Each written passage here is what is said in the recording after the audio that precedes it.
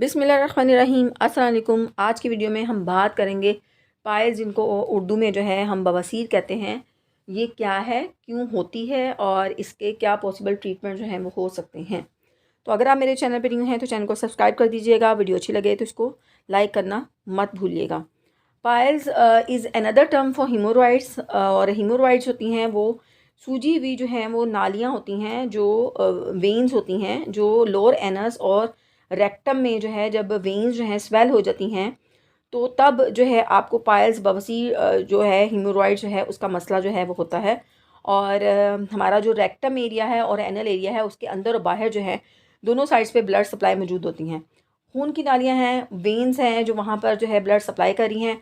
जब उनमें स्वेलिंग हो जाती है और वो स्वेलिंग क्यों होती है उसकी रीजंस भी आपके साथ जो है वो शेयर करूँगी। तो वो जो सूजी हुई नालियाँ हैं उनको हम हीमोरॉइड्स कहते हैं। अब ये दो तरह की होती है, इंटरनल भी हो सकता है, एक्सटर्नल भी हो सकता है।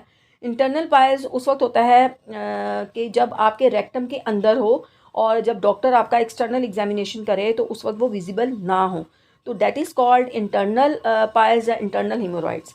अब इसकी रीज़न्स जो हैं क्या होती हैं कि वो जो खून की नालियाँ हैं जो रेक्टम एरिया और एनल एरिया में ब्लड सप्लाई करते हैं, तो वो कौन सी रीज़न्स हैं, वो कौन सी वजूहात हैं जिनकी वजह से जो है उन खून की नालियों में जो है सोज आ जाती है। तो सबसे पहले जो है वो है जी कॉन्स्टिपेशन।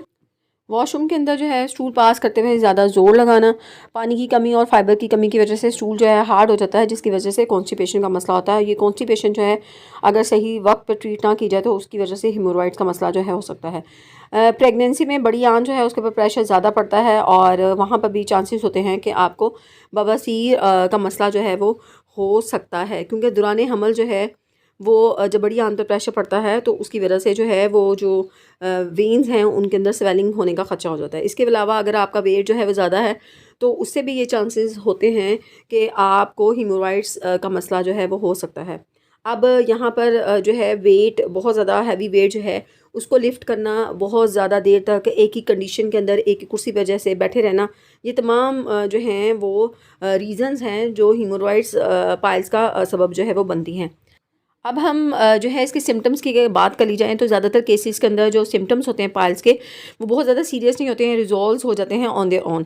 लेकिन बाज़ औक़ात जो है वो सीरियस हो सकते हैं, जैसे कि पेनफुल लिम्फ का बन जाना in and around the anus, उसके साथ एचिंग होना, उसके साथ डिस्कम्फर्ट होना अराउंड द एनस, उसके साथ साथ जो है ड्यूरिंग या आफ्टर पासिंग स्टूल्स डिस्कम्फर्ट का होना, उसके साथ साथ जो है ब्लडी जो है स्टूल्स जो हैं उनका पास होना, और ज़्यादा जो सीवियर कंडीशंस होती हैं उनके अंदर एक्सेसिव जो है एनल ब्लीडिंग हो सकती है, या उसके साथ साथ इन्फेक्शन हो सकता है, या फिर एनल जो है फेस्टुला जो है वो हो सकता है। और अगर वक्त पे जो है इसका ट्रीटमेंट ना किया जाए तो ये ज़्यादा सीवियर कंडीशन की तरफ जो है वो जा सकता है। बवासीर के अंदर आपने क्या क्या एहतियात करनी है? अव्वल तो आपने पानी का इस्तेमाल ज़्यादा करना है, खाली पेट चाय और सिगरेट जो है वो नहीं लेनी है।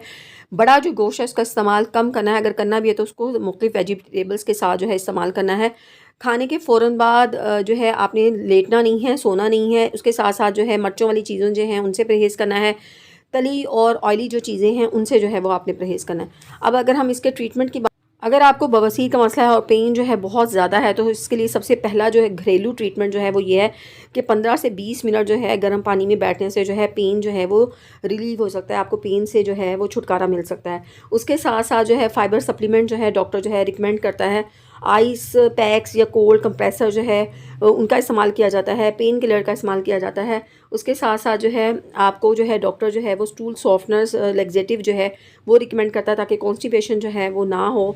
और उसके साथ साथ डॉक्टर आपको रिकमेंड करता है कि आपने पानी का इंटेक जो है वो ज़्यादा जो है वो करना है। तो ये तमाम ट्रीटमेंट्स ऑप्शन जो है मौजूद हैं। अगर सीवियर हो जाते हैं तो फिर सर्जरी की तरफ जो है डॉक्टर जो है वो जाता है और आपको इससे छुटकारा मिल सकता है।